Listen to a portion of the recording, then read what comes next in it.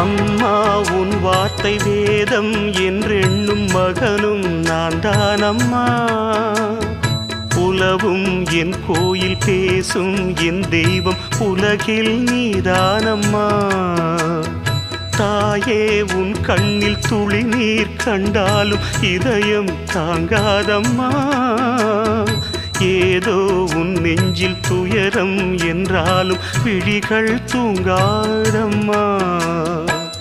வண்ணமுகம் வாடி நிற்க பார்த்ததில்லை நானும் என்னாலும்.